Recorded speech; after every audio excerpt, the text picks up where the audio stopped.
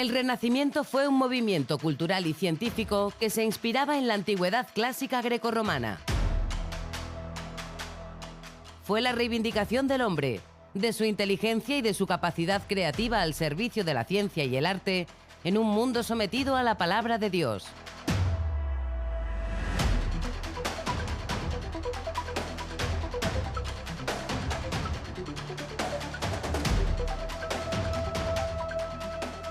Durante los siglos XV y XVI, el Renacimiento influyó en la arquitectura, en la pintura, en la medicina o en la filosofía. En este periodo, Extremadura dejó atrás la Edad Media para adentrarse definitivamente en la Edad Moderna.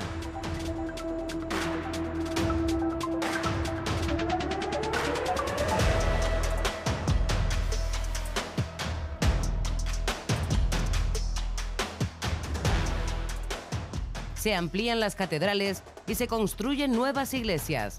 Se diseñan majestuosos conventuales y en los viejos señoríos extremeños surge una nobleza más culta. Se rodean de artistas, científicos y humanistas.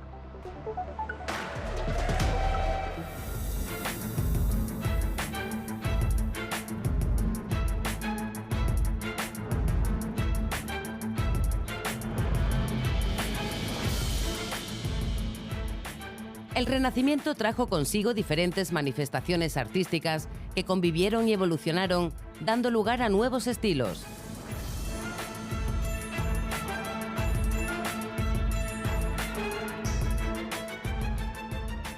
Plateresco, mudéjar, purismo, clasicismo, manierismo. Todas ellas son definiciones de la arquitectura renacentista. El estilo mudéjar, un arte exclusivamente hispano con raíces en la cultura musulmana, fue uno de los más destacados en Extremadura.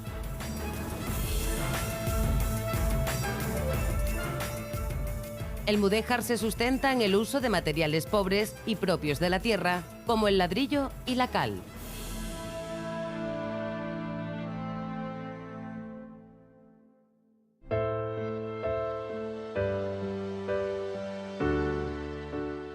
La Plaza Mayor conocerá durante el Renacimiento el estilo arquitectónico que se mantendrá en muchas plazas extremeñas hasta la actualidad. Fueron el reflejo del crecimiento demográfico y económico de la sociedad extremeña, lugar de encuentro donde se organizaban los mercados, se celebraban fiestas o se impartía justicia.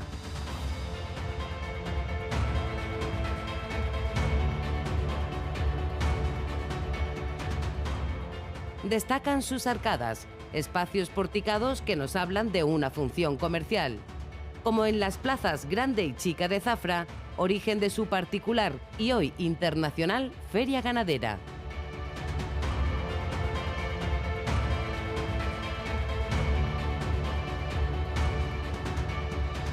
En la plaza de Garrovillas de Alconétar también se celebraban ferias, además de representaciones teatrales y corridas de toros.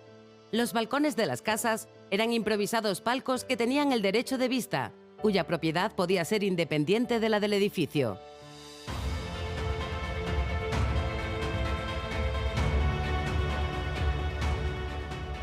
En Cáceres, el crecimiento poblacional desborda a la vieja ciudad medieval y salta al otro lado de la muralla. La cerca medieval servirá de límite para la nueva plaza que se diseña. A partir del siglo XVI, la vida social, comercial y política se traslada a este espacio, eje vertebrador del nuevo Cáceres que se expande extramuros.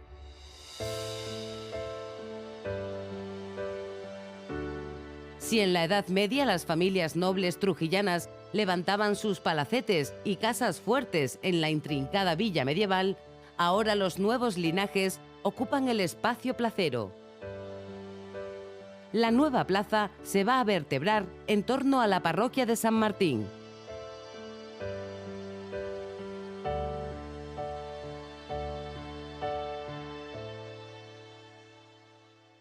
Las iglesias también estarán sujetas a los nuevos órdenes arquitectónicos que imperan durante el Renacimiento.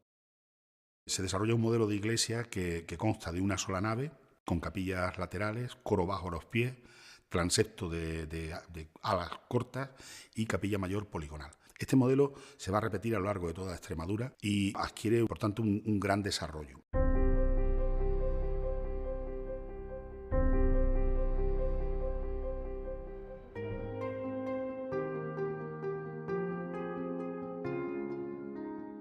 La construcción de nuevas iglesias conlleva su ornamentación. La más importante es el retablo, sobre el que trabajan una pléyade de artistas, dando lugar a los talleres de pintores. El taller extremeño más destacado del siglo XVI fue el que Luis de Morales abrió en Badajoz. Realmente se desconoce porque Luis de Morales se asienta definitivamente en Badajoz. Probablemente porque nació aquí, a lo mejor, y no hay más misterio que ese y vuelve a su ciudad.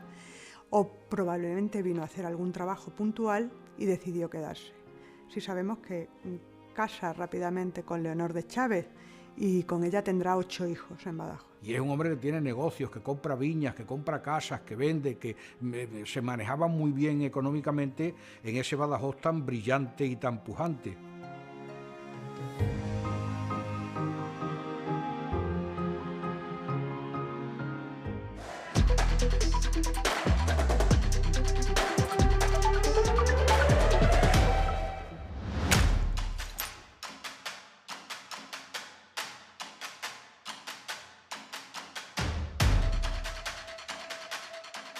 Judíos, hebreos, conversos, criptojudíos, marranos, cristianos nuevos.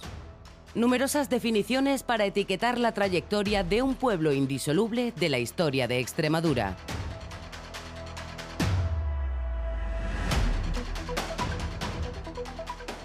Una etnia cultural y religiosa que formó parte de un crisol de civilizaciones que no siempre vivieron en paz y armonía.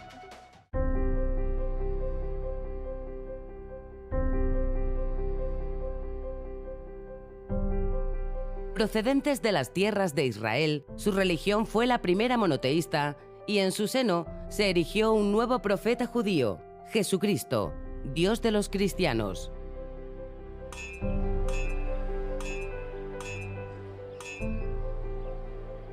Con la llegada del Imperio Romano, los judíos se dispersaron por todo el Mediterráneo. Numerosas familias hebreas llegaron a la provincia hispana. Algunas se instalaron en Augusta Emérita.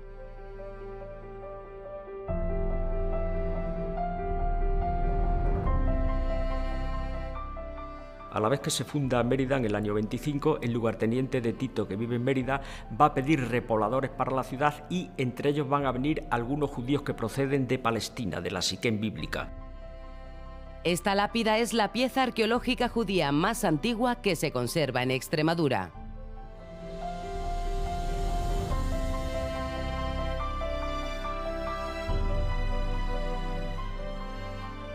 El pueblo judío encontró un nuevo hogar en la península ibérica, un lugar al que llamaron Sefarad. Sefarad fue para los judíos una segunda tierra prometida. De ahí el trauma tan grande que debieron sufrir, no solamente por la expulsión de sus casas, sino por la expulsión de esa segunda tierra prometida después de que habían perdido la primera a manos de los romanos.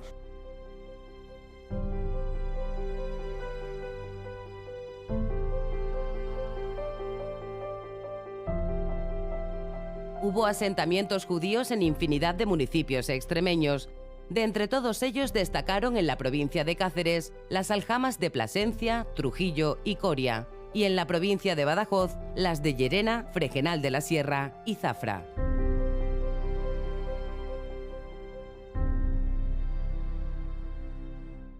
En Extremadura es donde el pueblo judío tuvo mejor acogida de todas las tierras de España. Es uno de los factores seguramente que explicarán por qué hubo tantas y tan importantes aljamas o comunidades locales judías en nuestra tierra. El Temple era la única institución católica que tenía permiso del Papa para ejercer como una banca internacional. En 1312, la orden militar fue disuelta y sus privilegios abolidos. Con los templarios fuera de juego, los judíos toman el control de la economía y las finanzas.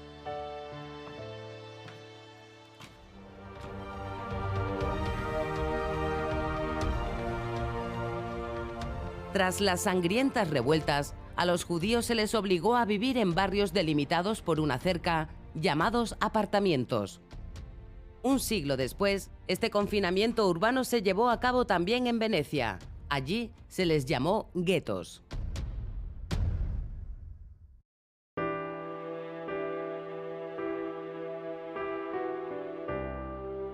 Ante esta represión, el pueblo judío se desdobla en dos grupos sociales: los que siguen fieles al judaísmo y los que se bautizan.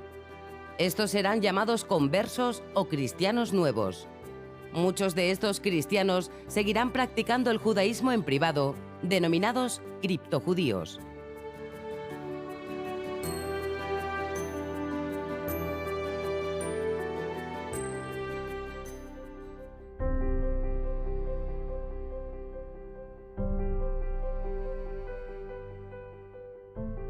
Nuevamente la convivencia entre judíos, conversos y cristianos viejos se deteriora.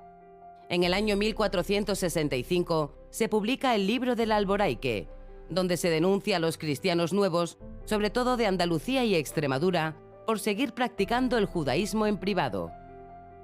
Llegamos al año 1478 y 1480 y es cuando las Cortes de Toledo publican la famosa ley de los guetos. Judíos y musulmanes tienen que estar separados de los cristianos y sobre todo de los cristianos nuevos, porque hay que romper ese vínculo. El barrio judío cerrado, con la famosa rodela, que van a tener limitaciones de horario, es decir, volvemos a la misma situación hasta que llegue lo que es el edicto de expulsión de los judíos.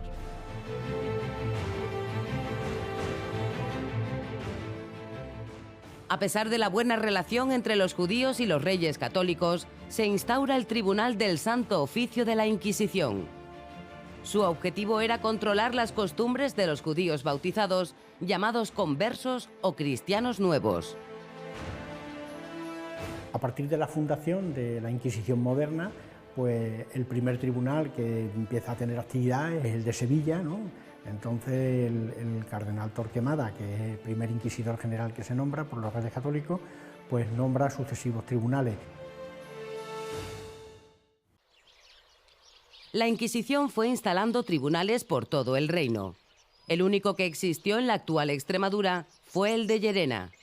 Solo en una ocasión se trasladó la sede del tribunal a Plasencia, pero fue provisional y siempre estuvo en Llerena.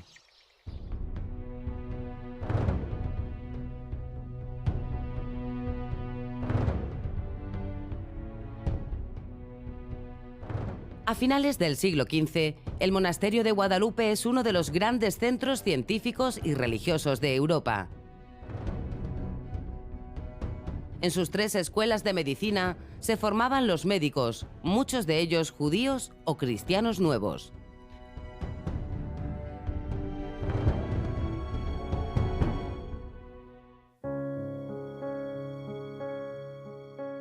Humanistas universales, como Francisco Sánchez el Brocense o Benito Arias Montano, vivieron toda su vida acosados por los tribunales de la Inquisición y los estatutos de limpieza de sangre.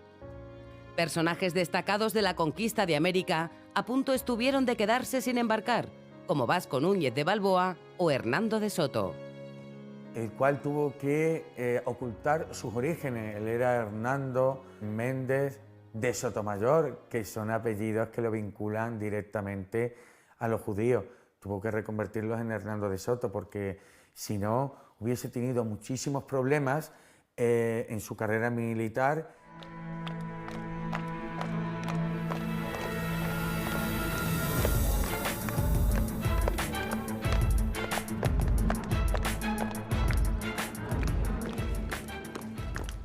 Cuando en 1492 España transita de la Edad Media a la Edad Moderna, los reyes católicos publican el edicto de expulsión de los judíos.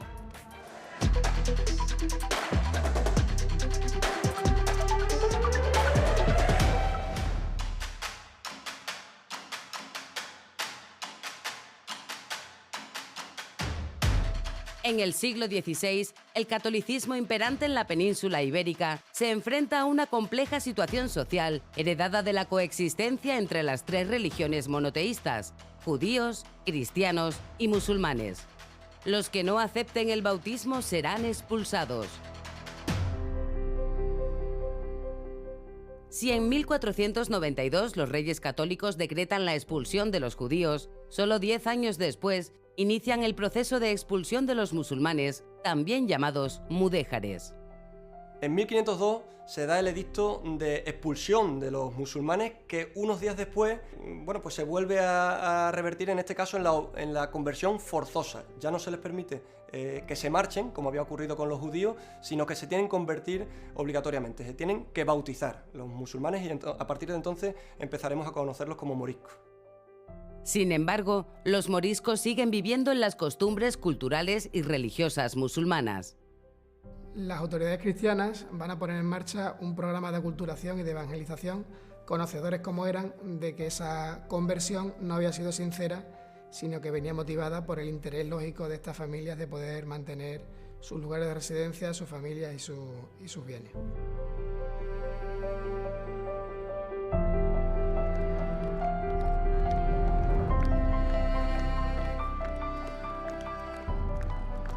Los tribunales de la Santa Inquisición persiguieron a los conversos sospechosos de seguir practicando el judaísmo o el islamismo en privado, un grave delito llamado herejía. El segundo municipio pacense con más familias conversas era Fregenal de la Sierra. La Inquisición denuncia que en Fregenal los conversos se autodenominan cristianos viejos, un delito grave a los ojos del Santo Tribunal. Esto va a crear una tensión social que se va a ver claramente reflejada en el hecho de que muchos vecinos abandonen la población y emigren a Indias. De hecho, es precisamente el inicio de la decadencia demográfica de Fregenal. Los conversos que deciden quedarse y continuar con sus negocios tienen que convivir con el estigma social de los sanbenitos.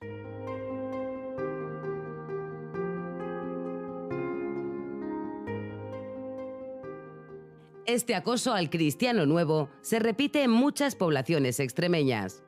Es el caso del converso Francisco de Peñaranda, que se marcha de Llerena para alejarse del Tribunal de la Inquisición. Se instala en Barcarrota, donde ejercerá su profesión de médico.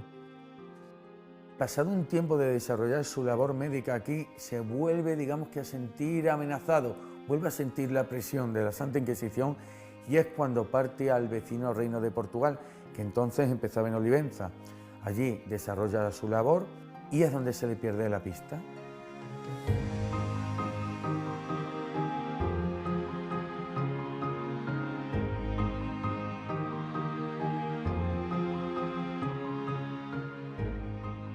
Pero antes de marcharse, Francisco de Peñaranda decide emparedar, en la casa que tiene en Barcarrota, una colección de 10 libros, un manuscrito y una nómina mágica. Todas estas obras fueron censuradas por la Inquisición e incluidas en el índice de los libros prohibidos.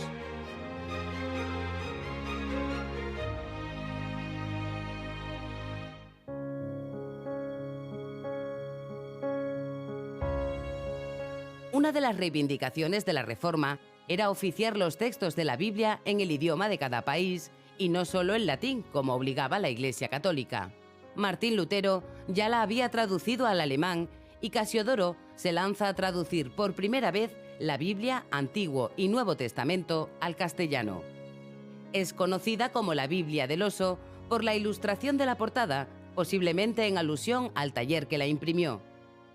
Y es lo que conocemos como la Biblia protestante, que se sigue publicando hasta el día de hoy. Es probablemente el libro, después del Quijote, el libro en castellano que más se ha publicado, más se ha divulgado y más se ha leído de toda la historia. La Biblia puesta en castellano por este extremeño. Al tiempo que Casiodoro publicaba la Biblia del Oso y Francisco de Peñaranda emparedaba su biblioteca en Barcarrota, un morisco de Hornachos ocultaba un libro de oraciones y un devocionario. Escritos en lengua arábiga que aparecieron en Hornacho y que son testimonio precisamente de esa persecución, ¿no? Algún vecino de Hornachos, morisco de aquella época, temía la intervención de la Inquisición, temía que la Inquisición le encontrara ese tipo de libros devocionarios que podían delatarle y lo ocultó.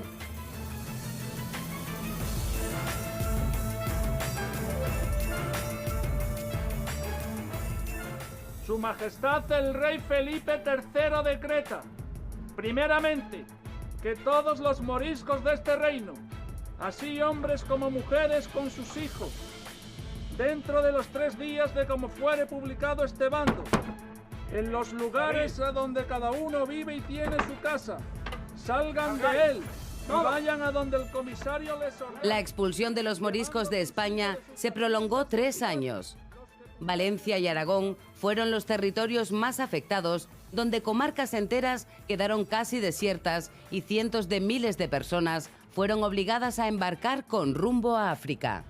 La diáspora de los moriscos nos empobreció en la parte más laboriosa. Los moriscos eran fundamentalmente arrieros, labradores, hortelanos. En una España que en ese momento es el mayor imperio probablemente conocido de toda la historia de la humanidad y donde no hay más de 10 millones de habitantes, pues eso fue una sangría muy sensible que se nos hizo notar. Y vayan a donde el comisario les ordene, llevando consigo de sus haciendas los muebles, los que pudieren en sus personas, para embarcarse en galeras y navíos que están aprestados para pasarlos en Berbería.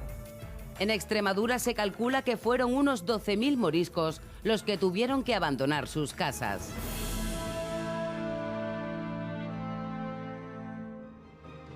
Los 3.000 extremeños viajaron hasta la desembocadura del río Burregreb, donde encontraron una vieja y abandonada alcazaba. Dirigidos por los que habían sido sus jefes locales en Hornachos, reconstruyeron la fortaleza de Salé. En torno a esa fortaleza que controlan los moriscos de Hornacho, empiezan a asentarse otros moriscos procedentes del resto de Andalucía, con lo cual acaban convirtiéndose en una comunidad morisca importante. Los moriscos hornachegos y andaluces entablaron alianzas con los corsarios berberiscos. Financiaron sus expediciones piratas como una oportunidad de negocio, pero también de venganza hacia la corona española.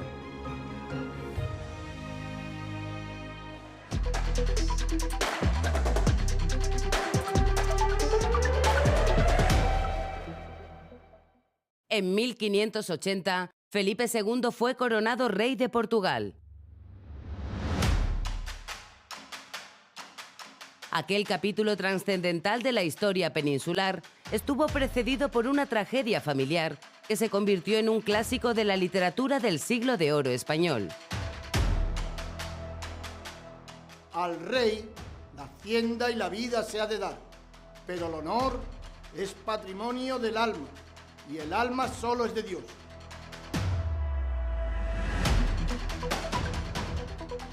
Tras 60 años de reyes españoles, la monarquía hispánica derivó en la Guerra de Restauración portuguesa, un largo conflicto bélico que convirtió a Extremadura en campo de batalla, marcando el declive económico y social de la región.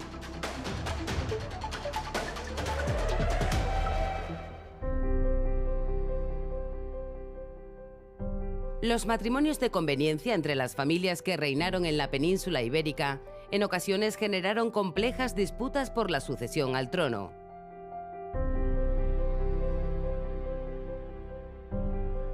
Es el caso de Felipe II, hijo de Carlos I y de Isabel de Portugal. Isabel era tía abuela del rey portugués Sebastián I. Por lo tanto, Felipe y Sebastián eran primos. El rey luso murió sin dejar hijos, pasando Felipe a ser uno de los herederos al trono portugués.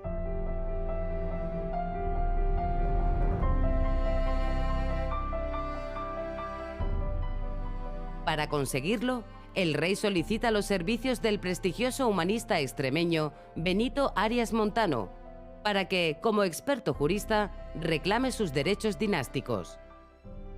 Al tiempo que Benito inicia gestiones diplomáticas en Portugal, numerosos juristas trabajan para la corte española. Uno de ellos es el zafrense Alonso Ramírez de Prado, que elabora un informe que avala los derechos dinásticos de Felipe II sobre la corona lusa. Sin embargo, el prior de Crato, nieto de Manuel I y por lo tanto primo de Felipe, consigue el apoyo de la población y se autoproclama en Santarém rey como Antonio de Portugal.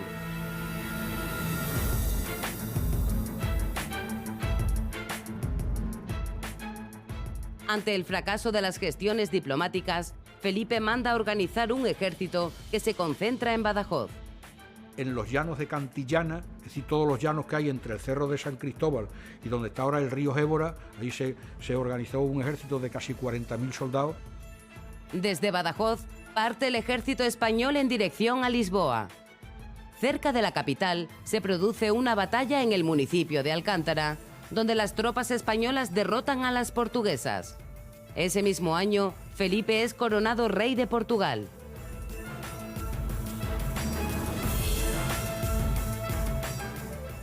El 1 de diciembre de 1640, la nobleza portuguesa se subleva y proclama rey al duque de Braganza. España no lo reconoce y se inicia un periodo bélico al que llamaremos Guerra de Restauración Portuguesa. Aquel conflicto se prolongó 28 años, provocando la ruina social y económica de la raya luso-extremeña. A pocos kilómetros de distancia, en Badajoz, se establece la base militar del Real Ejército de Extremadura. Miles de soldados se acantonan en los pueblos rayanos. Alrededor del 75% de los soldados que participaron en la guerra con Portugal eran extremeños. ¿Cómo se hacía esa recluta? Pues a base de encantarar, es decir, meter en un cántaro un papelillo con los nombres de todos y cada uno de los mozos que estaban en condiciones de ser útil al servicio militar, y se sacaban, y el quinto que se sacaba estaba destinado a ser soldado, de ahí el nombre de los quintos, porque era el quinto que se sacaba de ese cántaro, donde parece ser que tenemos muchos testimonios escritos, era un crío, una mano inocente la que sacaba, y el quinto ya sabe que estaba destinado a ser soldado.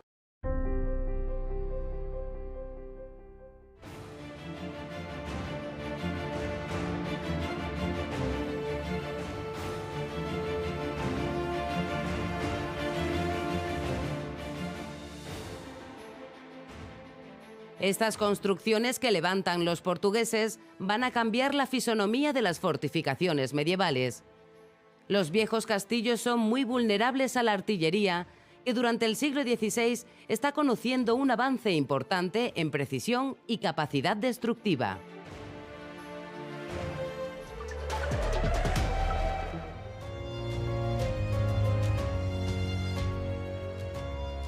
El fuerte de San Cristóbal era capaz de alojar 12 cañones y hasta 300 fusileros, y sus defensas se completaban con otros elementos más avanzados que lo hacían casi imbatible.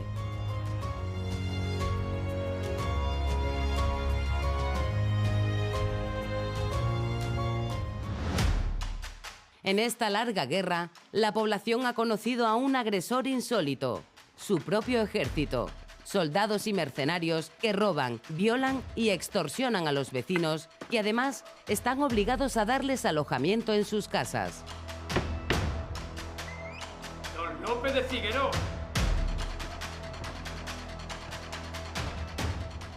Pensemos que en una ciudad como Badajoz, en determinados momentos, podía haber acantonados, acuartelados, en torno a 4 o 5.000 soldados. El ambiente debía ser absolutamente horroroso. Con una salvedad, hay grupos sociales como eclesiásticos, nobleza, que no están obligados a alojar.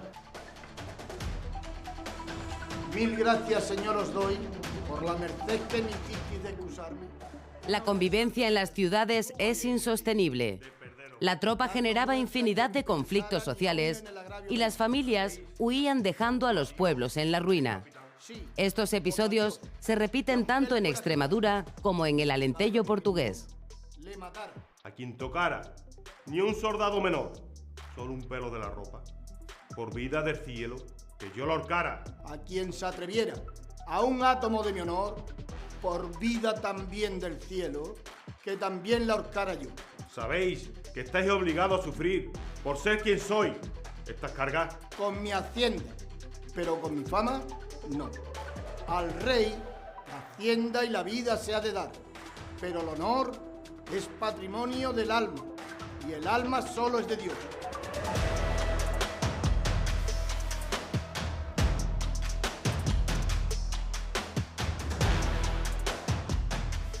En plena guerra con Portugal, Triunfa en Madrid El garrote más bien dado, un texto de Calderón de la Barca que se estrenó como obra de teatro bajo el título de El alcalde de Zalamea. El poeta se inspira en acontecimientos históricos para escribir un drama de honor.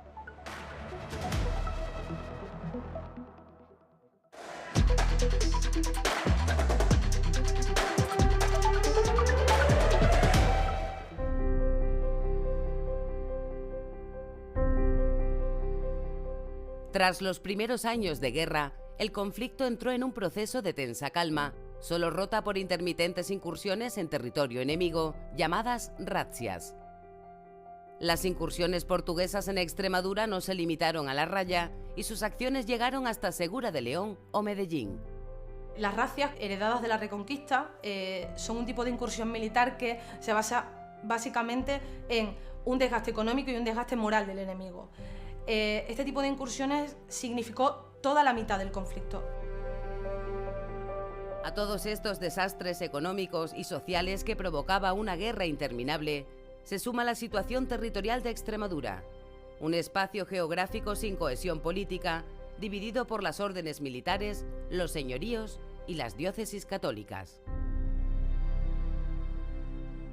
Se decía que Extremadura es lo que no era Castilla, lo que no era Portugal, lo que no era Andalucía, ese espacio que quedaba entre elementos geográficos más claramente definidos. Durante la guerra con Portugal, Extremadura formaba parte de la provincia de Salamanca. Y eso iba en su propio perjuicio porque estos espacios no se definen definitivamente hasta que no obtienen la representación parlamentaria. De manera que esa es la función novedosa de las Cortes en la Edad Moderna, la función territorial y jurisdiccional. Cada ciudad crea en torno suyo un territorio que se va a llamar provincia, y eso es lo que no tenía Extremadura. Esquilmadas por la guerra y los impuestos, 8 ciudades extremeñas se unen para conseguir representación en las Cortes castellanas. Las 8 capitales se distribuían perfectamente el territorio extremeño, 4 de ellas, Alcántara, Plasencia, Trujillo y Cáceres, son de la Alta Extremadura, Badajoz, Mérida, Llerena y Jerez serían de la Baja Extremadura.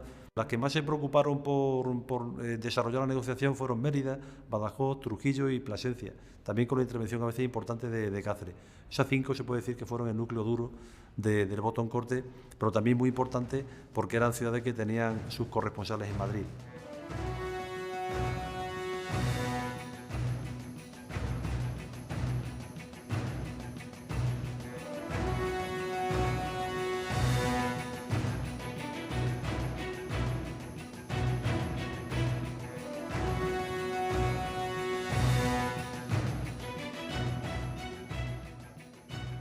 Estas 8 ciudades reclamaban el voto en Cortes para así poder crear una nueva provincia que, entre otras competencias, tendría una tesorería común con la que hacer frente a los gastos desorbitados que generaba la guerra y contener los abusos del ejército español sobre la población extremeña.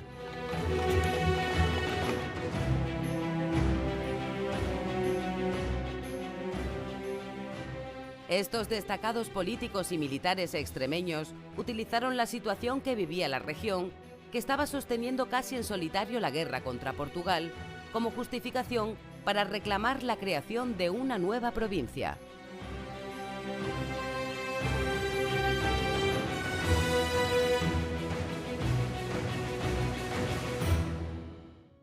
Finalmente, el rey y las 18 ciudades que formaban las Cortes castellanas accedieron a la petición extremeña de ser una nueva provincia. Y el rey seleccionó a Extremadura porque le interesaba clarificar un espacio bastante impreciso y bastante desorganizado, porque Salamanca no podía de ninguna manera administrar de manera óptima un territorio tan inmenso. A cambio, las 8 ciudades tenían que pagar 80.000 ducados al monarca. Los 80.000 ducados de Extremadura tenían que ser pagados a partes iguales entre las ciudades que finalmente adquirieran el privilegio y los regidores de esas ciudades, es decir, los concejales que serían los futuros representantes de Extremadura. Llerena y Jerez de los Caballeros no pudieron hacer frente al pago y quedaron fuera del voto en Cortes. Por ello, serían 6 las ciudades que representarían a la provincia extremeña.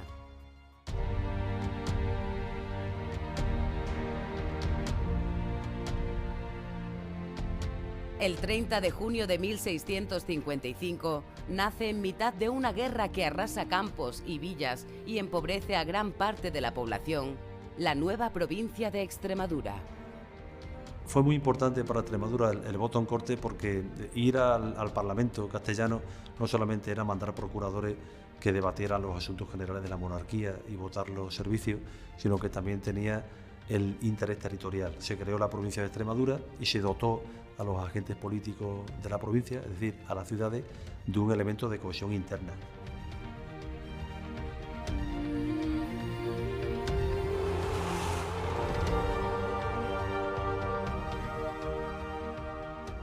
Por el contrario, la población en general no recibió con agrado la nueva institución regional, pues al fin y al cabo era un instrumento para la recaudación de impuestos.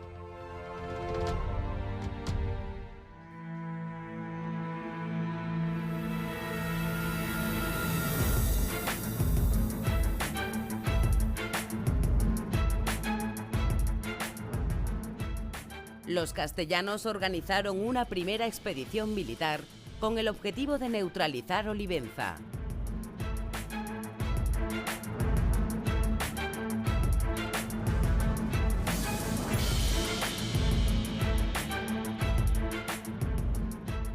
Lo primero que deciden los españoles para atacar Olivenza es cortarle su línea de aprovisionamiento logístico, que era el puente de ayuda. El marqués de Leganés lo ataca en 1645, destruye por 2 veces un fortín que habían construido los portugueses en la margen izquierda, destruye parte de la torre y el arco central.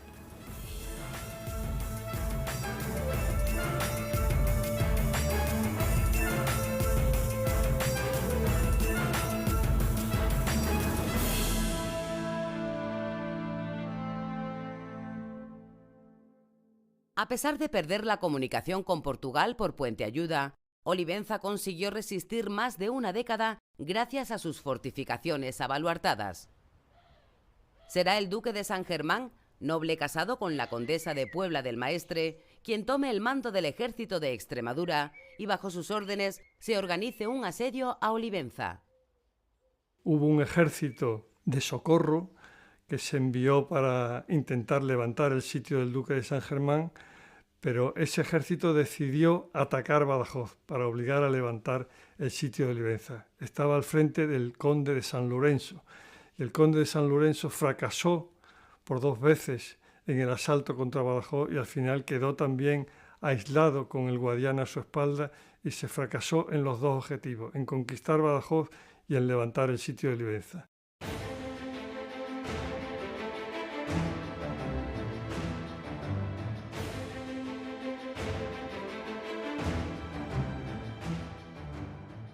Finalmente, el ejército extremeño consiguió conquistar Olivenza en el año 1657.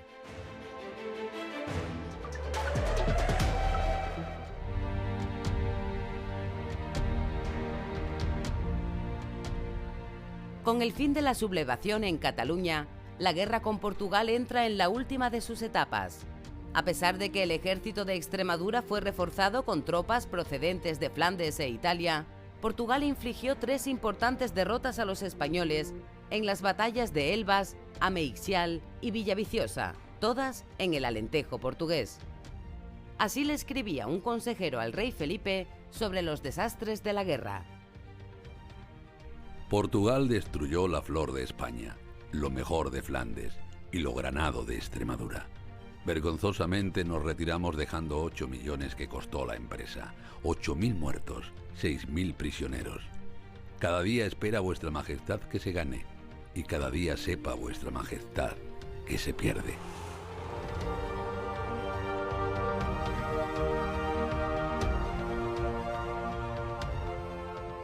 En 1668, Carlos II firmó la paz en el Tratado de Lisboa, donde se reconocía la independencia de Portugal.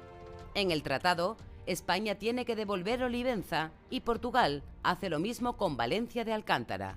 El único beneficio que obtuvo Castilla fue la entrega de Ceuta, hasta entonces portuguesa, y que pasó a formar parte de la monarquía española. Conscientes las autoridades de la gravedad de la situación, nada más finalizar la guerra, se inicia un proceso de repoblación del territorio. Hubo municipios que habían quedado prácticamente deshabitados.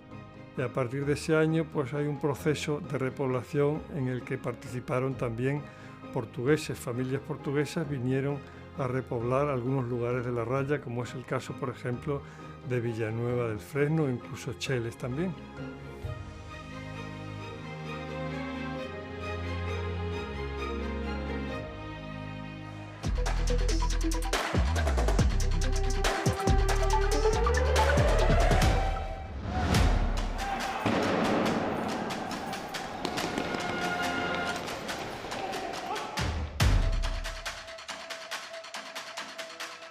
En los albores del siglo XVII, el Renacimiento y el humanismo van dando paso a una nueva forma de entender la arquitectura, la pintura o la literatura.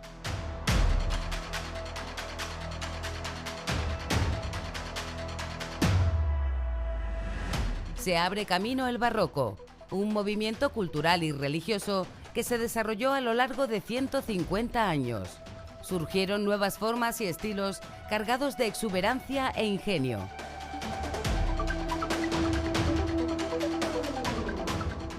En mitad de un cisma entre cristianos, el barroco llega para ensalzar las virtudes del catolicismo. Durante el barroco, caracterizado por un aspecto teatral y de escenificación, estos retablos salen a la calle a través de los pasos. Se enseña la Biblia y todas sus historias a través de escenarios con figuras.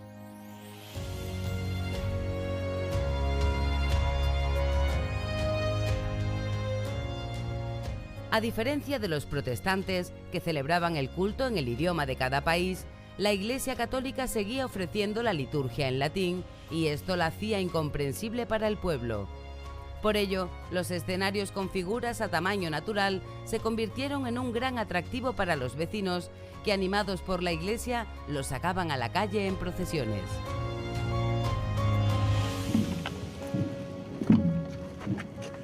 Las cofradías de penitencia proliferan sobre todo en la segunda mitad del siglo XVI y en el siglo XVII como una consecuencia del Concilio de Trento y del afán de hacer pública la fe. Digamos que barroco y cofradías de penitencia van de la mano, forman parte un poco de lo mismo, ¿no? El barroco pretende, digamos, expresar todo el sentimiento religioso con esas imágenes que salen a la calle, con esas grandes portadas, con relieves de los evangelios y demás, todo para sacar la fe a la calle.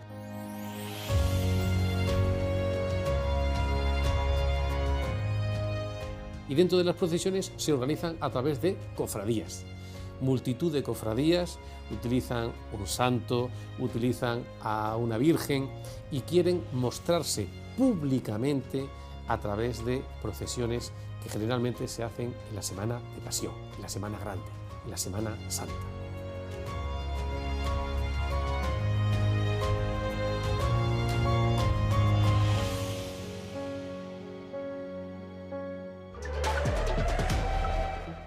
Y una de las primeras obras del primer barroco español, un barroco todavía bastante clasicista, está presente en el retablo mayor de Guadalupe, que es una auténtica joya, pues empezando porque primero lo patrocinan los reyes, por eso están los escudos reales en la parte alta.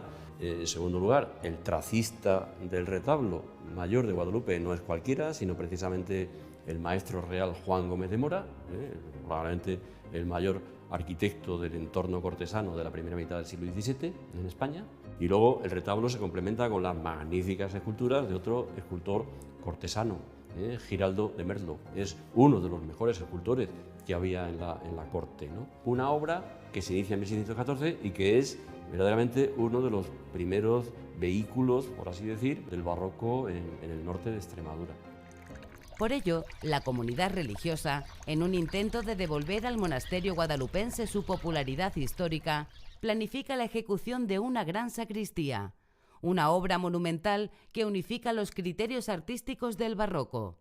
Arquitectura, pintura, escultura, todo ello formando un conjunto absolutamente unitario y que llama la atención hacia aquella falta de de unidad que se daba en el siglo XVI y también en el siglo XVII, precisamente en el barroco, y a partir de Trento se tiene presente, o muy presente, esa idea de unidad que bueno, pues cristaliza en el arte.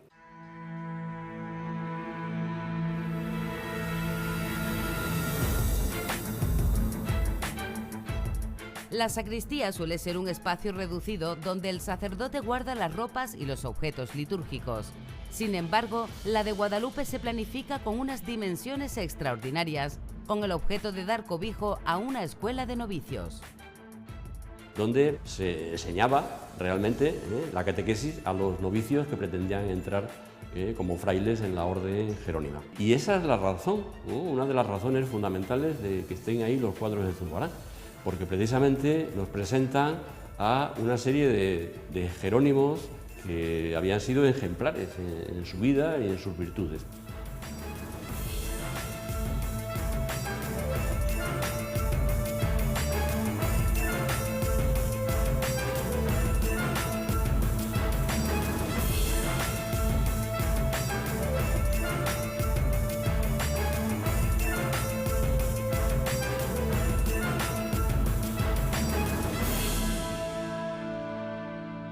La importancia de la serie guadalupana reside no solo en la calidad de esos lienzos magníficos, sino también es que es el único conjunto de Zurbarán que se conserva entero y además en el lugar para el que fue realizado.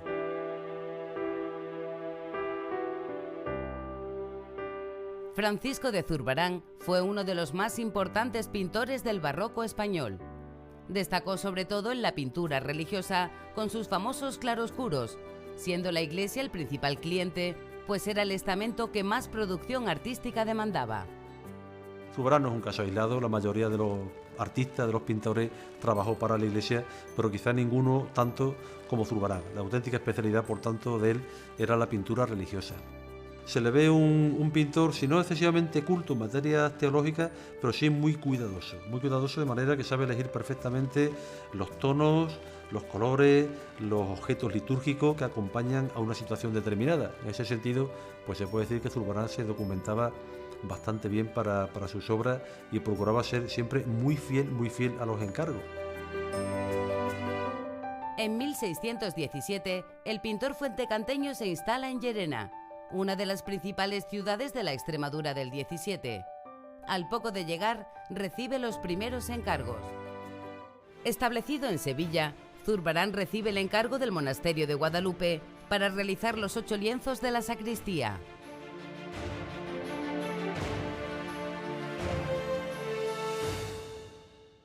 En 1636, después que la corte lo nombre pintor del rey, Llerena sigue reclamando los servicios de Francisco para que pinte los cuadros de un nuevo retablo, hoy desaparecido.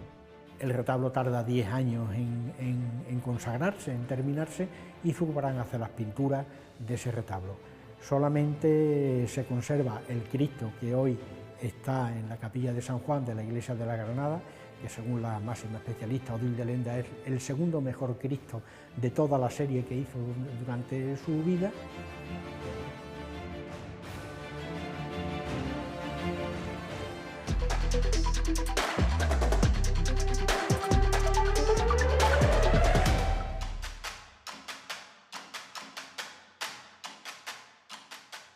En el ocaso del siglo XVII y durante la primera mitad del siglo XVIII, el barroco conoce su plenitud con nuevas definiciones como el rococó o el churrigueresco, estilos que destacan por lo fastuoso y lo recargado.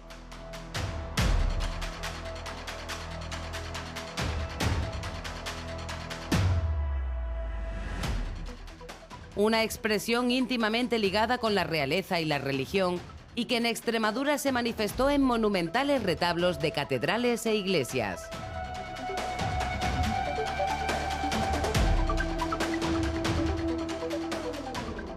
Otras disciplinas artísticas, como la música, conocieron importantes avances técnicos con la construcción de soberbios órganos barrocos.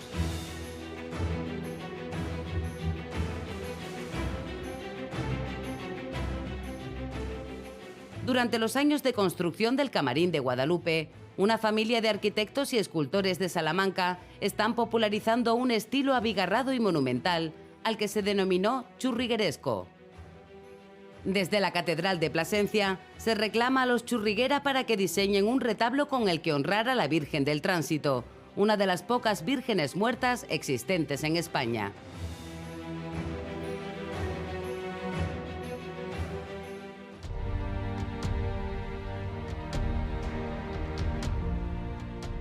Contemporáneo al de Fuente del Maestre es el retablo de la Catedral de Badajoz.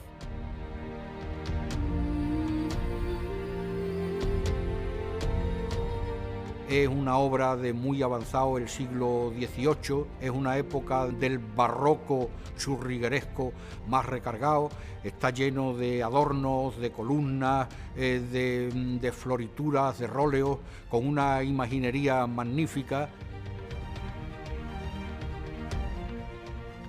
Seguramente sea uno de los altares mayores más floridos y más ornamentados de ninguna catedral de España. En solo 15 años se levantan las 3 torres y el crucero octogonal que definen la imagen de la villa jerezana.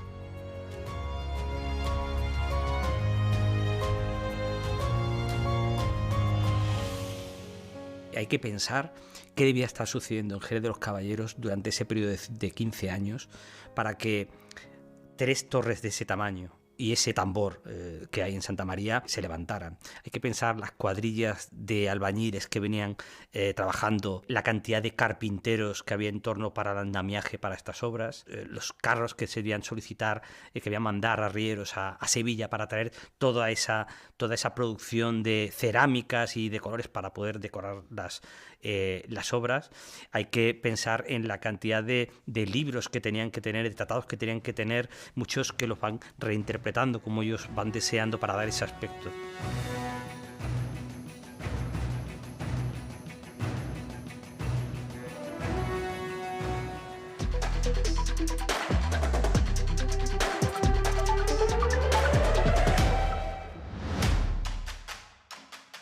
Con el comienzo del siglo XVIII, las estructuras del Estado se desperezan ante una nueva forma de entender la política y la cultura.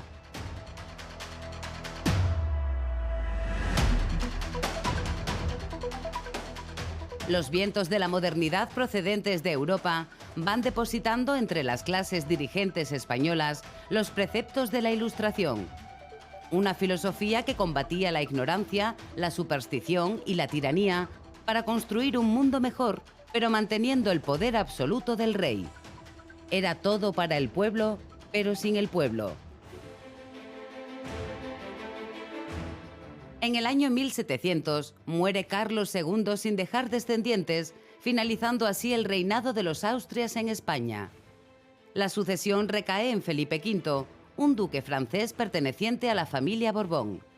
Reinando la Casa de Borbón en España y Francia, se unifican los intereses de los dos países y surge una gran potencia internacional. En contraposición se establece la Gran Alianza, que para impedir esa concentración de poder, apoya a Carlos de Austria como heredero del trono español. La sucesión en la corona de España significaba la primacía en Europa, porque dependiendo de quién fuera el rey de España, los dos bloques enfrentados en Europa, si el rey era de un bando o era de otro, uno de los dos bandos europeos iba a resultar muy beneficioso y el otro muy perjudicado.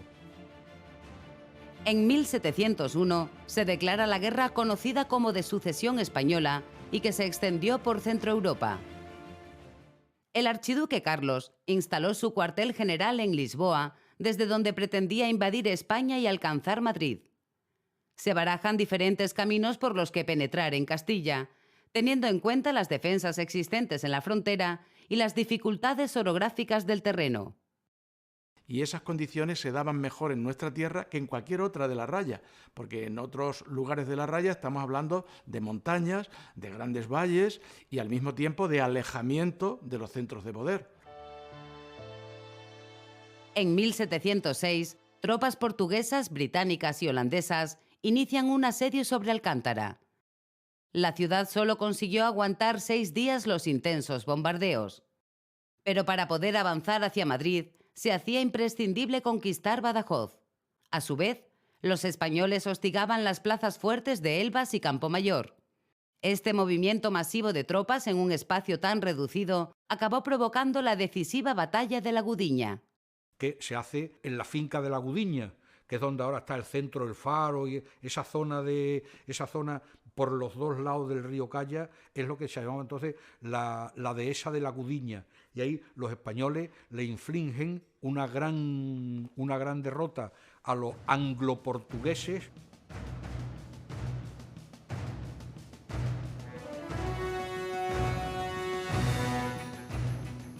Tras la victoria en la Gudiña, el ejército español se lanza a la conquista de Olivenza. Las tropas españolas lo que pretenden es, primero, antes de rendir Olivenza, es cortarle el aprovisionamiento logístico. Y eso es lo que hace el Marqués de Bay después de la batalla de campal de la Gudiña, cuando destruye el cuerpo central de Puente Ayuda.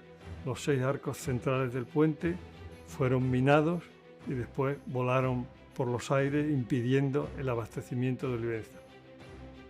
Durante siglos, Olivenza había sido una de las ciudades más importantes de Portugal, pero con la destrucción del puente fue perdiendo protagonismo en favor de Elvas. En 1713, tras varias victorias consecutivas del bando borbónico, se abren negociaciones de paz con el Tratado de Utrecht. A cambio de ceder Menorca y Gibraltar a Gran Bretaña, Felipe V era reconocido como rey de España. Se iniciaba así la dinastía Borbón, un linaje real que llega hasta nuestros días. En 1749 sube al trono Fernando VI. Años atrás, siendo todavía príncipe, Fernando contrajo matrimonio con la infanta portuguesa Bárbara de Braganza en la Catedral de San Juan Bautista de Badajoz, en el año 1729. El joven rey heredó un imperio en decadencia y un estado al borde de la bancarrota. Esta grave crisis se pudo contener gracias a un conjunto de reformas económicas.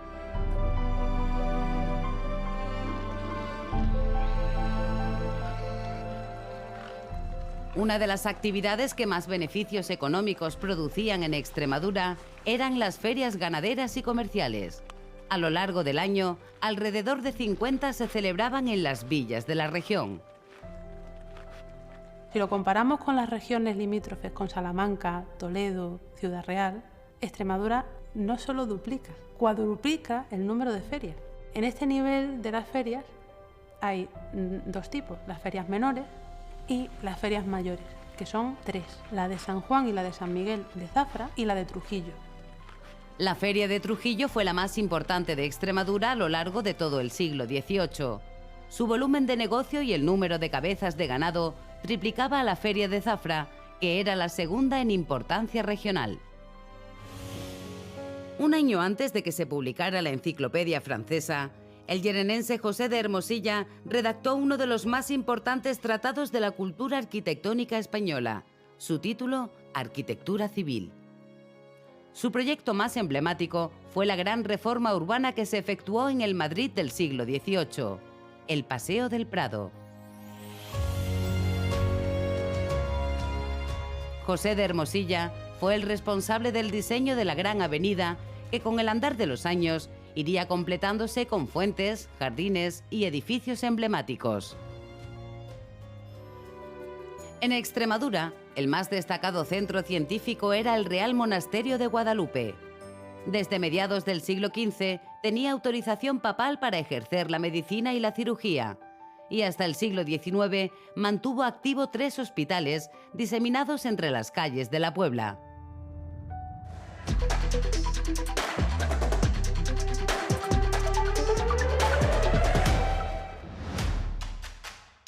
En la segunda mitad del siglo XVIII, los preceptos de la Ilustración se extienden por Europa.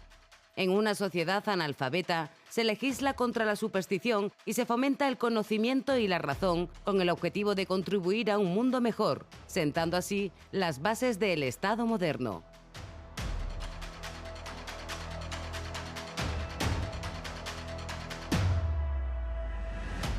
Ilustrados extremeños impulsaron la creación de la Real Audiencia, una institución que dio sentido y cohesión a la provincia de Extremadura. En un país dividido entre infelices jornaleros y hacendados tantos, poderosos. Entre dolor perdidos, halló al cabo feliz su calma. Los jesuitas destacaron por su actividad educativa, abriendo colegios por toda España. Llegaron a tener 149, 7 de ellos en Extremadura, 2 en la provincia de Cáceres y 5 en la de Badajoz. Vicente Paíno es sin duda uno de los personajes más interesantes, más importantes de Extremadura en el siglo XVIII. Fue además nombrado diputado general de Extremadura en la corte.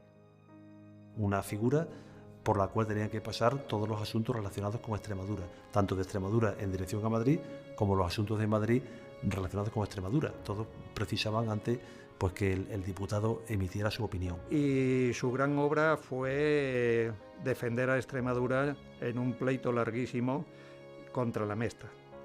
El origen de ese pleito lo encontramos en las ordenanzas municipales de Badajoz, donde Paíno legislaba en favor de los agricultores y ganaderos locales frente a los privilegios de la Mesta.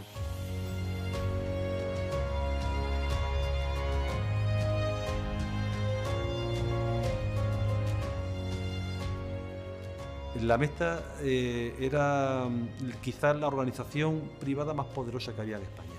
Desde la Edad Media, los rebaños de la Mesta recorrían Extremadura a través de las cañadas reales. Miles de cabezas de ganado lanar transitaban por autopistas de 100 metros de ancho, ocupando grandes extensiones de dehesa y pastizal. Una actividad conocida como la trashumancia. La Mesta fue una institución muy importante para la economía española, porque va a ser la que produzca el principal artículo de exportación, que era la lana, pero para las comunidades que tenían que soportar a los ganados, pues eso planteaba muchos problemas con los ganaderos locales y sobre todo con los agricultores, que no podían aprovechar las tierras dedicadas a pasto, que además los rebaños invadían sus tierras de manera impune y que no tenían un órgano que les defendiera. Con lo cual, pues Extremadura se consideraba como una de las zonas más perjudicadas por la acción de los mesteños. En 1764, las principales ciudades extremeñas, capitaneadas por el Ayuntamiento de Badajoz, encargan al abogado pacense Vicente Paíno que inicie un pleito contra la Mesta.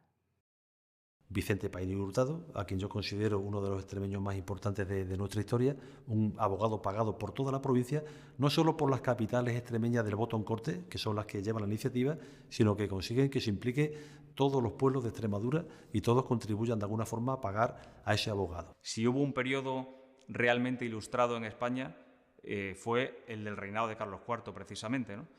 Carlos III ya introdujo bastantes mejoras en la nación y durante ese reinado se hicieron muchísimas cosas en España.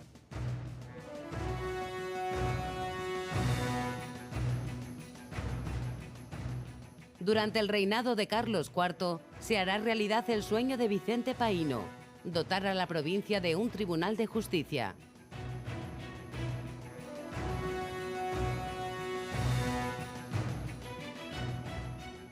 En 1790 se crea la Real Audiencia de Extremadura. Yo creo que institucionalmente es una de nuestras primeras instituciones que dan un sentido homogéneo a la entonces conocida como provincia de Extremadura. La regencia, el principal cargo de la Real Audiencia de Extremadura, fue ofrecida al magistrado de Ribera del Fresno, Juan Meléndez Valdés. Sin embargo, Meléndez renuncia al cargo, limitándose a escribir el discurso de inauguración. Y ese discurso que hace Meléndez Valdés y que lee Arias Mont en abril del 91 es una pieza esencial del pensamiento político de Meléndez Valdés. En este discurso inaugural, Meléndez Valdés hace un retrato muy emotivo, muy pesimista de la situación de Extremadura a finales del siglo XVIII. Extremadura ha sido hasta aquí una provincia tan ilustre y rica como olvidada, y es hoy, por desgracia, la menos industriosa de las que componen el dominio español. En un país dividido entre infelices jornaleros y hacendados poderosos, que habrán sofocado con su voz imperiosa el gemido del pobre, para arruinarlo con 1000 injustas pretensiones. Todo está por crear en ella y se confía hoy en nosotros. Todo pide, todo solicita y demanda para nacer de una vez sobre principios sólidos y certeros, de nuestra sabiduría, de nuestra constante aplicación, de nuestro celo paternal. Espera y debe recibir Extremadura todo lo que le falta.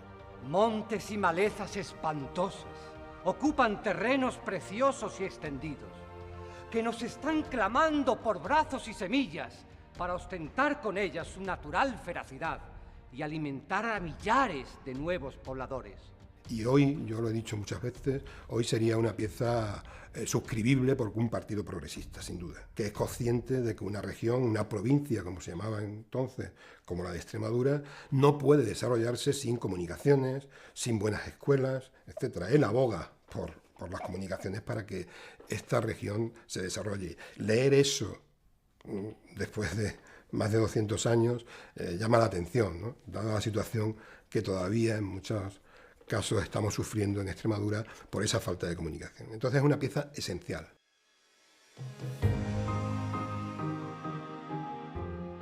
Las madres de familia nos piden labores para sus hijas inocentes. Los ricos hacendados luces y métodos para mejorar los cultivos y establecer industrias. La primera edad, escuelas y educación. La juventud, estudios y colegios. Los delincuentes de uno y otro sexo, casas de corrección, que uniendo la seguridad a la salud, enmiende su corazón extraviado y los conviertan en ciudadanos útiles. Y todos a una vez, justicia y protección. 450.000 almas, señores. 450.000 almas esperan de nosotros su felicidad. Y nosotros, amigos, cuando todos los seres de tan rígido invierno desquitarse parece, en silencio y en ocio dejaremos perderse estos días que el tiempo liberal nos concede. Una vez que en sus alas el fugaz se los lleve, ¿podrá nadie arrancarlos de la nada en que mueren? Un instante, una sombra que al mirar desparece, nuestra mísera vida para el júbilo tiene. Ea pues a las copas y en un grato banquete celebremos la vuelta del abril floreciente.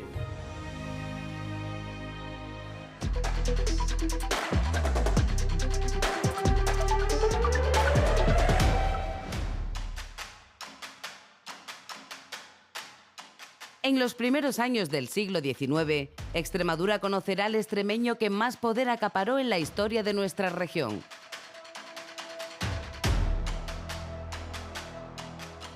Manuel Godoy fue un ilustrado que en el apogeo de su poder fue aclamado y despreciado a partes iguales.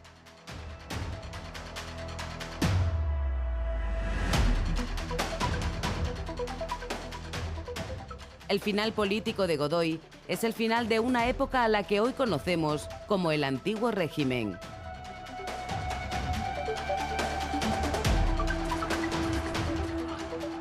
Un final ilusionante que dio paso al liberalismo político, pero que estuvo marcado por la cruel y devastadora Guerra de la Independencia.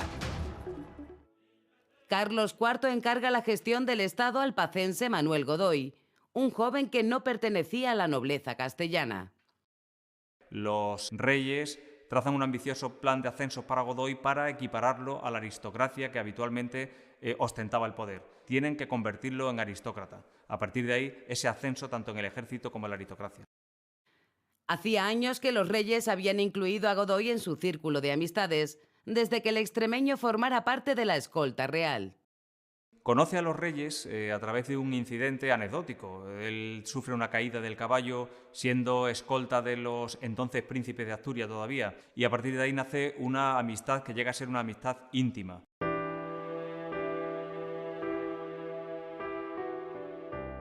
Manuel Godoy fue nombrado primer ministro con tan solo 25 años. Una de sus primeras decisiones políticas fue declarar la guerra a Francia cuando los republicanos ejecutaron en la guillotina a Luis XVI. Godoy comprendió que la guerra contra Francia no se podía ganar, por lo que inició un proceso de paz.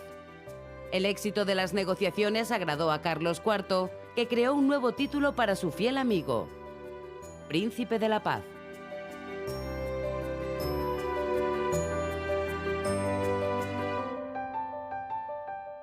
Godoy siempre luchó por preservar el reinado de Carlos, lo que suponía perpetuar la monarquía absoluta. Pero eso no era incompatible con su visión política, que simpatizaba con las propuestas progresistas de la Ilustración.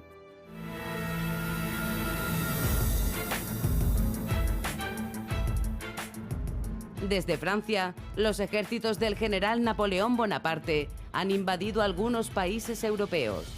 El francés también planea, con la ayuda de España, invadir Portugal. Pero Manuel Godoy una vez más protege los intereses de Carlos IV, pues su hija está casada con el heredero al trono portugués. Godoy, en esa difícil coyuntura, lo que consigue es burlar a Napoleón haciendo la guerra él solito. Los franceses no llegaron a cruzar la frontera en la Guerra de las Naranjas. Fue una guerra relámpago que duró 15 días. Se tomaron algunas ciudades de la raya, siendo Olivenza la conquista más importante. La plaza fortificada, que un siglo antes había soportado largos periodos de guerra, abría sus puertas al ejército español.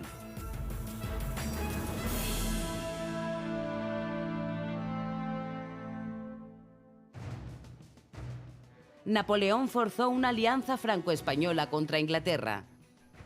La primera consecuencia fue el desastre de Trafalgar, donde España perdió lo más destacado de su armada. En un enfrentamiento en Cabo Trafalgar contra Nelson, acaba perdiendo lo poco que quedaba de la flota, y un país como España, que había sido todopoderoso durante siglos, acabó sucumbiendo definitivamente ante las potencias extranjeras.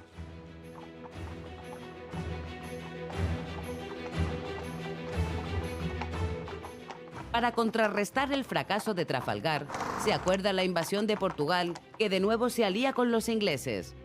El objetivo es dividir el país luso en 3 partes.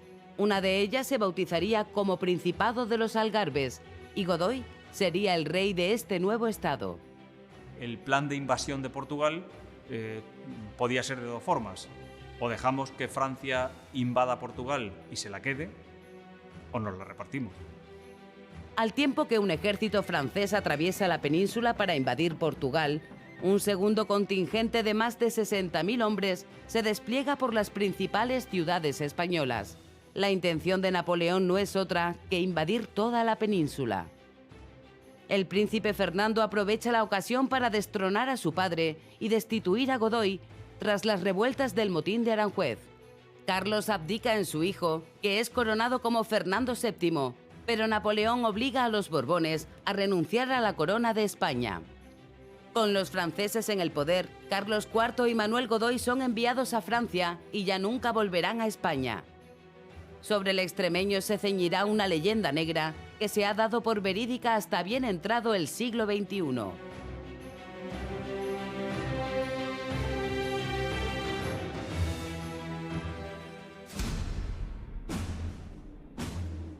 Pero no todos los ilustrados lucharon por el mismo propósito.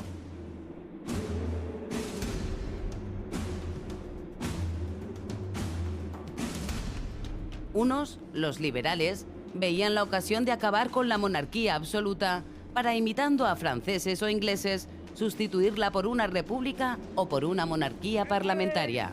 Otros, los absolutistas, solo anhelaban el retorno de Fernando VII como legítimo rey de España. ¡Viva Fernando VII! ¡Wow! Hubo un tercer grupo que se posicionó al lado de los franceses, pues consideraban que era la oportunidad de España para convertirse en un Estado moderno. Despectivamente, se les llamó afrancesados. Pero el ejército imperial es imparable, y en 1809 ya están las tropas francesas desplazándose hacia la ciudad abaluartada de Alcántara y su estratégico puente romano. Tropas británicas y portuguesas incapaces de contener el avance francés, dinamitaron uno de los arcos del puente.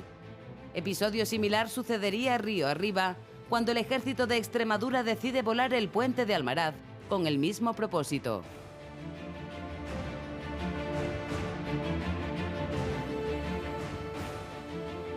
El ejército extremeño, muy inferior en equipamiento y experiencia, sorprende a los franceses con una pequeña victoria en Miajadas. Aquel episodio es conocido como la de Goya. A pesar de la victoria en Miajadas, el ejército de Extremadura no puede impedir el avance de las tropas francesas, capitaneadas por el general Víctor. Pero, como tantas veces, la guerra la diseñan los políticos y la ejecutan los militares. Y se le ordena que haga frente a Víctor, tanto la Junta de Extremadura como la Junta Central, el gobierno en funciones, que está en Sevilla y que ve un peligro, si el ejército de Víctor toma Extremadura, de que ellos mismos terminen prisioneros. Para hacer frente a la invasión, el ejército de Extremadura es reforzado con efectivos llegados desde Castilla.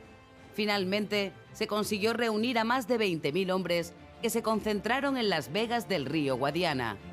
Es el preludio de la batalla de Medellín.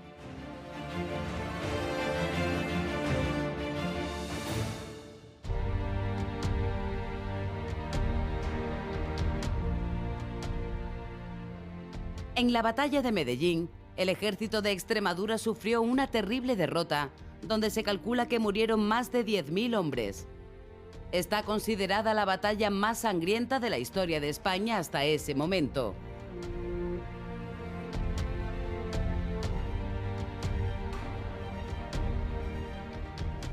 Tras el combate, el ejército francés se lanzó a un exterminio sistemático de los supervivientes.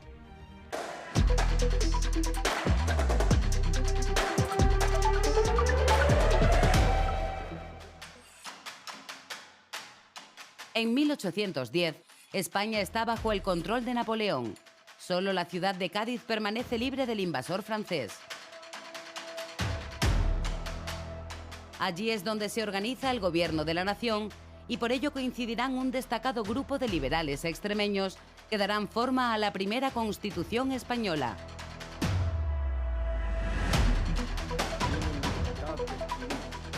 11 diputados extremeños, encabezados por Diego Muñoz Torrero, Antonio Olivero o José María Calatrava, fueron decisivos en la legislación de los derechos fundamentales del hombre y en la soberanía nacional, que por primera vez recaía en el pueblo.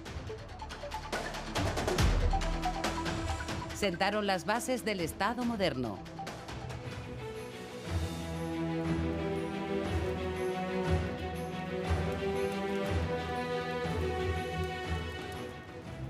Mientras tanto, en Extremadura el duque de Alburquerque reagrupa al ejército extremeño y parte hacia Andalucía para fortalecer la defensa de la bahía de Cádiz.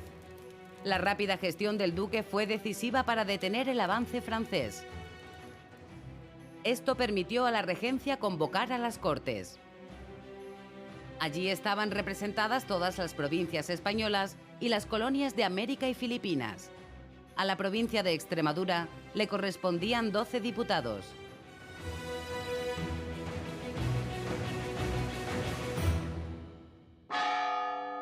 El 24 de septiembre de 1810, los 140 diputados se dirigen a la Iglesia Mayor para jurar fidelidad al rey y a las Cortes Constituyentes. Señorías, todos sabemos cuán penoso nos ha sido organizar nuestra defensa contra los franceses.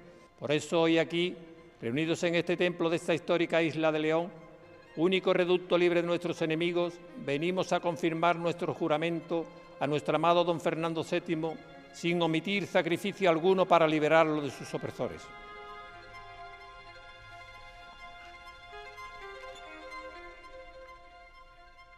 ¿Juráis conservar en su integridad la nación española y no omitir medio alguno para liberarla de nuestros injustos opresores? ¡Sí, juramos!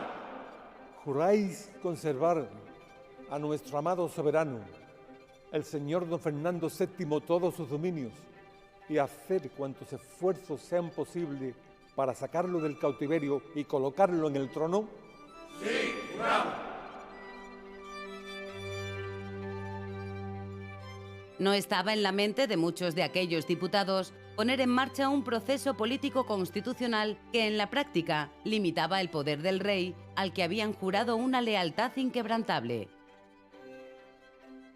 Si así lo hiciereis, Dios os lo premie, y si no, os lo demande.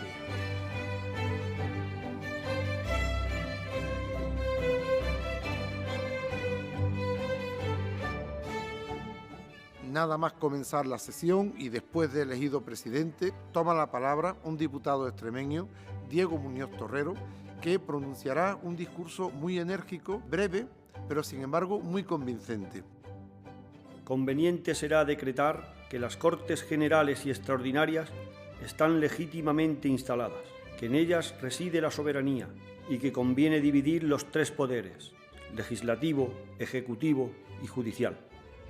La nación española es la reunión de todos los españoles de ambos hemisferios. La nación española es libre e independiente y no es ni puede ser patrimonio de ninguna familia ni persona. El objeto del gobierno es la felicidad de la nación, puesto que el fin de toda sociedad política no es otro que el bienestar de los individuos que la componen. La soberanía reside esencialmente en la nación, y por lo mismo pertenece a ésta el derecho de establecer sus leyes fundamentales. Todos los españoles tienen libertad de escribir, imprimir y publicar sus ideas políticas sin necesidad de licencia, revisión o aprobación alguna anterior a la publicación. La religión de la nación española es y será perpetuamente la católica, apostólica, romana, única y verdadera. La nación la protege por leyes sabias y justas y prohíbe el ejercicio de cualquiera otra.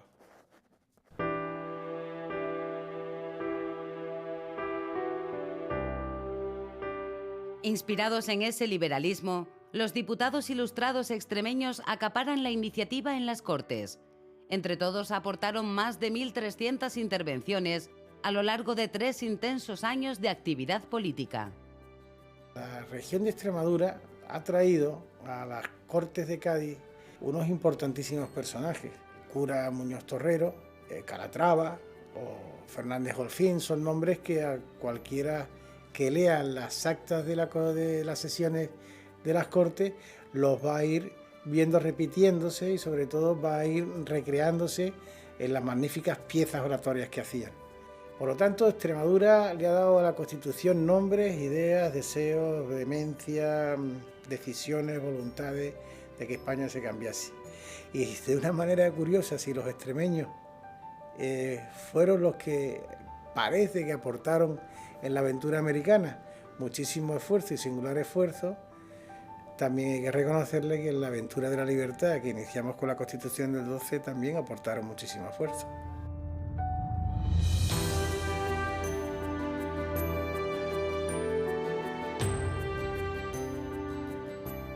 Es, refiriéndose a Extremadura, la clase política de mayor relevancia que ha tenido Extremadura en toda su historia.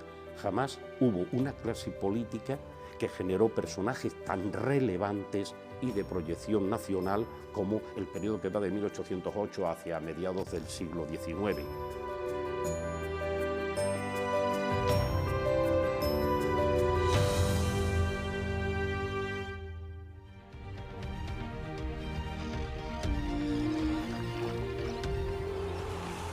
Ante el avance del ejército francés, las Cortes se trasladan de la isla a Cádiz, que se proclama la capital de la España patriótica.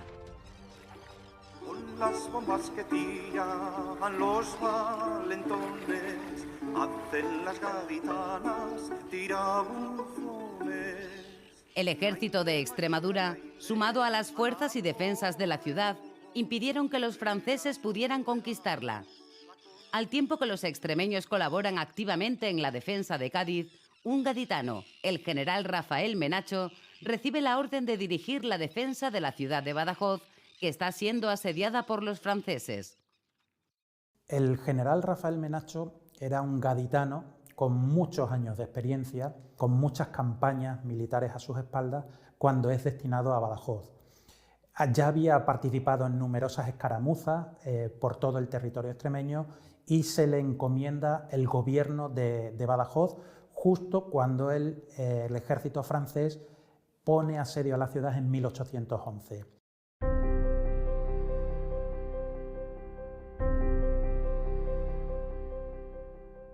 Menacho es el artífice de la defensa de Badajoz. Realiza numerosas operaciones de castigo sobre las tropas francesas apostadas en los alrededores, destruyendo trincheras y artillería enemiga.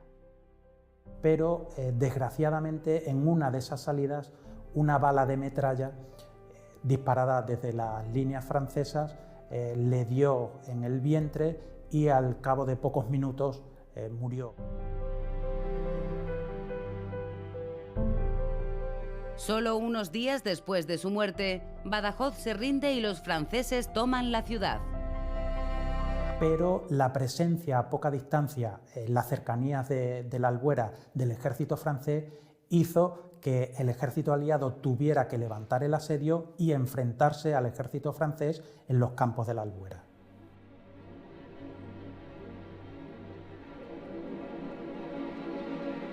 Españoles, ingleses, portugueses, alemanes, polacos y franceses.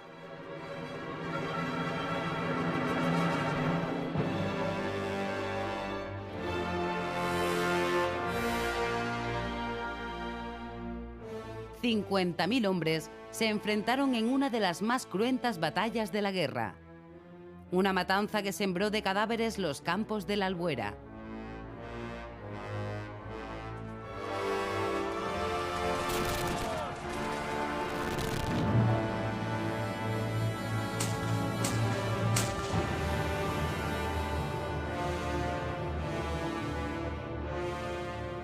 El 16 de mayo de 1811 se produjo la batalla de la Albuera entre las tropas francesas que venían desde Sevilla en socorro de Badajoz y las tropas aliadas hispano-luso-británicas que precisamente estaban poniendo asedio a Badajoz.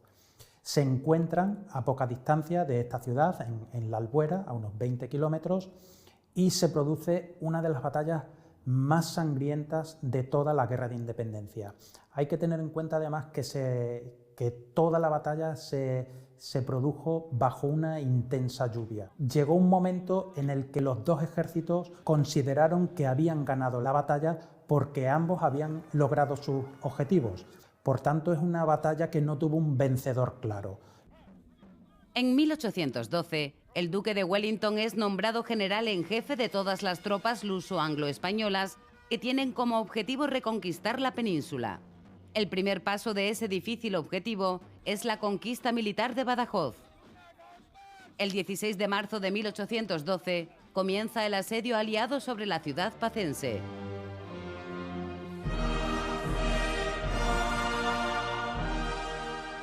Tres días después, las Cortes Gaditanas promulgaron la primera Constitución española. Por ser el día de San José, los gaditanos la saludaron con el sobrenombre de Viva la Pepa.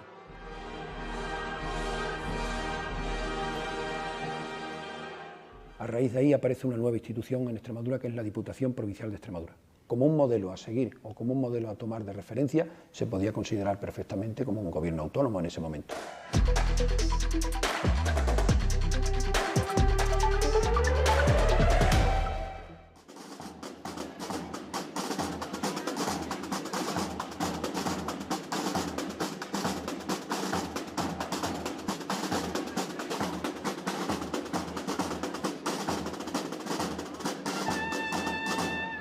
Mientras en Cádiz se festeja la promulgación de la Constitución y de las nuevas instituciones que van a limitar los poderes del rey, en Badajoz se preparan para la gran ofensiva aliada.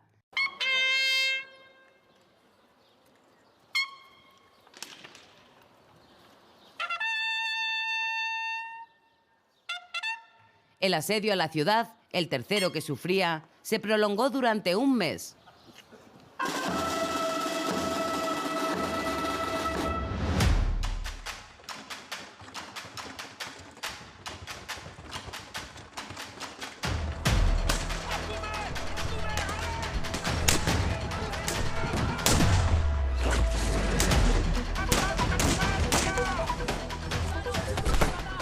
Lo que se suponía iba a ser un acto de liberación del pueblo pacense se convirtió en uno de los más terribles episodios de la Guerra de la Independencia Española.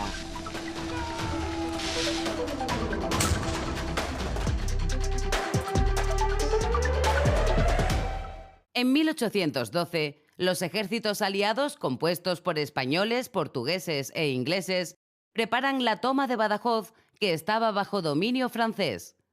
Desde el siglo XVII, el recinto amurallado de la ciudad se había dotado, guerra tras guerra, de muros cada vez más poderosos. Había que hacer frente a la artillería, que estaba adquiriendo un mayor poder destructivo. El 5 de abril de 1812, después de un intenso bombardeo, se abrieron dos brechas en la muralla entre los bastiones de Santa María y el de la Trinidad. Los 25.000 soldados del ejército aliado se lanzaron al asalto de Badajoz, que estaba defendida por 5.000 franceses. En una operación suicida, el duque de Wellington envió a sus tropas inglesas de asalto, que se precipitaron por la brecha de la fortificación. En solo 2 horas, murieron más de 2.000 soldados. Las 72 horas siguientes fueron dramáticas para los habitantes de Badajoz. Las tropas británicas se lanzaron al saqueo y la destrucción. Cuando entran, pues lo hacen a sangre y cuchillo, robando, asesinando, violando, incendiando. Así que el resultado de estas guerras va a ser catastrófico para la población de La Raya en general y para el de Badajoz en concreto y en particular. Las simpatías que Meléndez Valdés mostró por las ideas reformistas de la Revolución Francesa coincidían con la ideología progresista de los liberales españoles que habían proclamado la Constitución de Cádiz. Que personalidades de ese tipo, como las de Meléndez, acaben así, dice mucho de lo que ha sido la historia de España de ese tiempo y mucho de esas contradicciones y cómo ahí se bifurcan dos Españas, por así decirlo. El rey prohibió el regreso del pacense Manuel Godoy, el hombre que había dirigido España durante 16 años. Pero sobre todo, actuó contra los ilustrados y liberales que promulgaron la Constitución de Cádiz y contra los que habían colaborado con el invasor, también llamados afrancesados. Fueron numerosos los extremeños exiliados que perdieron así la posibilidad de avanzar por la senda constitucional. En 1820, los liberales restauran la Constitución de Cádiz. Fue el general y político Rafael de Riego quien se sublevó arengando a los suyos diciendo: Es de precisión, para que España se salve, que el rey nuestro señor jure la ley constitucional de 1812, afirmación legítima y civil de los derechos y deberes de los españoles. ¡Viva la Constitución! Durante el trienio liberal, Diego Muñoz Torrero es de nuevo elegido diputado por Extremadura y las Cortes le nombran presidente de su Diputación Permanente. Torrero, sacerdote y aspirante a obispo, será el responsable de suprimir la Inquisición española.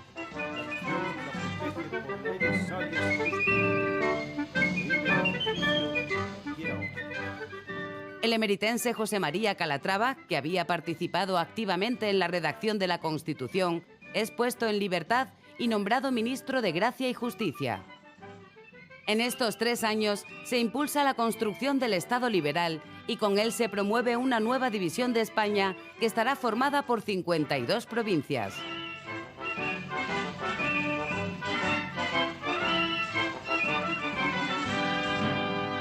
En 1822 aparecen las diputaciones provinciales de Cáceres y Badajoz. La problemática a la que se van a enfrentar va a ser fundamentalmente la división territorial en Extremadura y se plantea también el problema de la capitalidad, de la Alta y de la Baja Extremadura. Para la capitalidad de la Alta Extremadura presentaron las instancias pertinentes Plasencia y Cáceres y para la Baja Extremadura Mérida y Badajoz. Al final quedan establecidas como capitales Cáceres y Badajoz en sus respectivas provincias.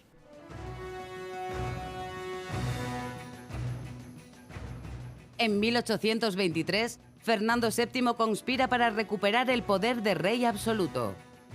Con la ayuda de la Santa Alianza, creada por varios reyes europeos para combatir las ideas liberales, el ejército de los 100.000 hijos de San Luis invadió España.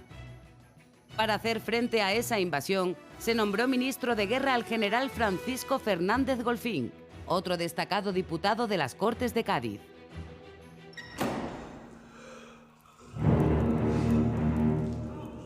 Diego Muñoz Torrero consiguió escribir al gobierno portugués y español quejándose de las inmundicias de la cárcel. Cuando el alguacil se entera, somete al preso a torturas de todo tipo. Enfermo, Torrero soporta como puede el calvario al que es sometido.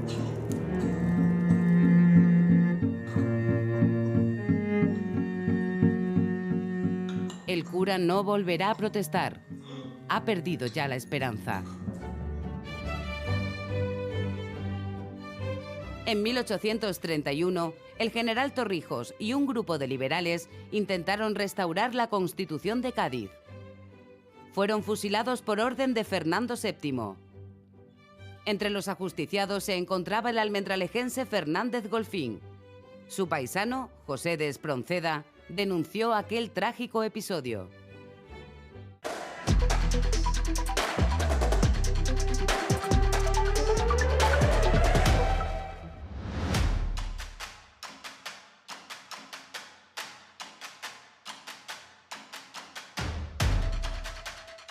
En el siglo XIX se establecen los primeros hitos en la constitución de un Estado democrático. Una democracia débil y exclusiva de las clases sociales más ricas. Un convulso periodo narrado por poetas como Espronceda y Carolina Coronado.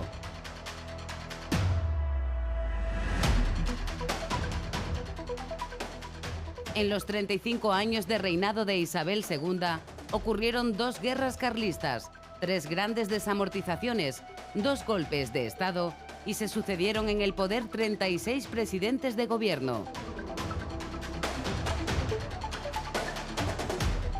De entre todos ellos, destacó el extremeño Juan Bravo Murillo.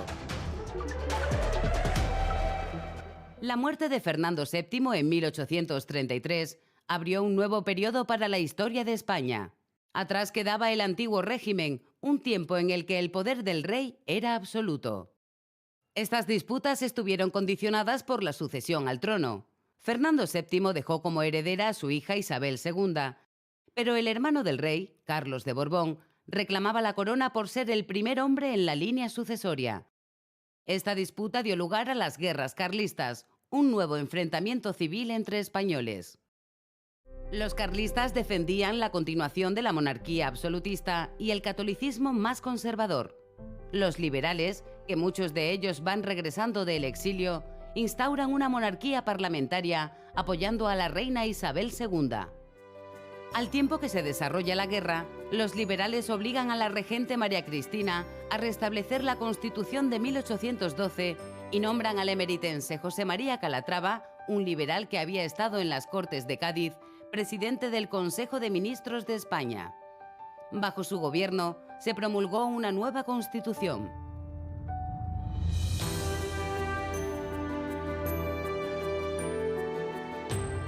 En el transcurso de los 7 años de la Primera Guerra Carlista, el poeta José de Espronceda va a escribir sus mayores éxitos literarios.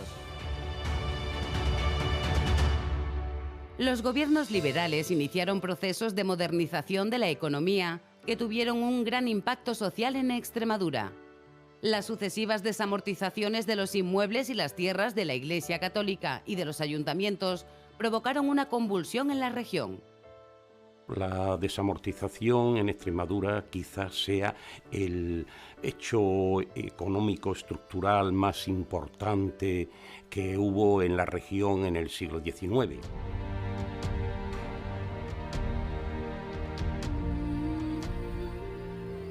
Las primeras desamortizaciones fueron contra las propiedades monásticas de la Iglesia, las llamadas manos muertas por su precaria actividad económica. El gran conventual de San Benito de la Orden de Alcántara o los monasterios de Yuste y de Guadalupe fueron desalojados. Que son los casos evidentemente más significativos por su gran patrimonio y poder económico, pero también religioso.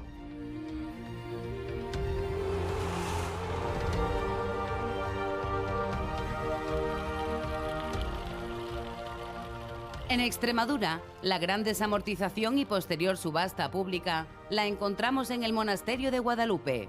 Las desamortizaciones liberales no alcanzaron los objetivos iniciales de fomentar la riqueza rural y la modernización del campo extremeño. Estos terrenos permitían al ayuntamiento pagar parte de sus gastos y además en épocas malas cedían parte de estos terrenos a los campesinos más pobres y eso deja de ocurrir y además el ayuntamiento ya tendrá que poner más impuestos para subvenir a los gastos municipales, con lo cual la situación del campesinado se ve afectada muy negativamente. Por eso el nivel de conflictividad social va creciendo y una de las reivindicaciones del campesinado será reforma agraria de contenido social. El frexnense Juan Bravo Murillo fue el presidente que más tiempo estuvo en el poder durante el reinado de Isabel II. Liberal conservador, sus 2 años de gobierno fue la etapa más fructífera en una época de crisis económica permanente. España tenía una deuda de 13.000 millones de reales, equivalente aproximadamente a 12 veces el presupuesto nacional. Entonces él, mediante una serie de medidas en los 2 años que estuvo de presidente, redujo la deuda en un 40%. Nunca antes las acciones de un político beneficiaron tanto a la ciudadanía e iban a pervivir en el tiempo hasta nuestros días.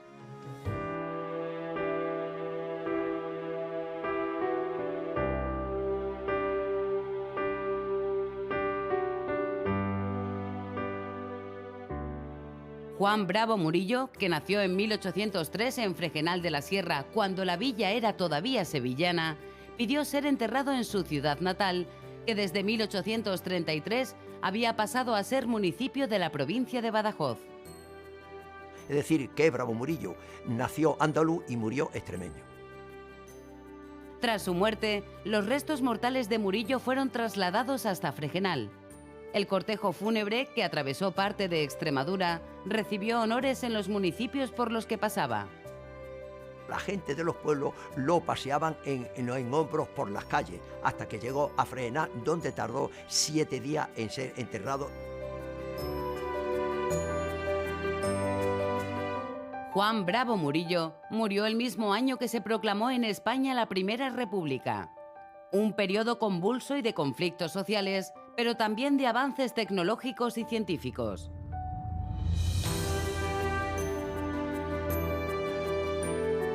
En el ocaso de la centuria se sientan las bases de la sociedad, la política y la cultura de la Extremadura que conocerá el siglo XX.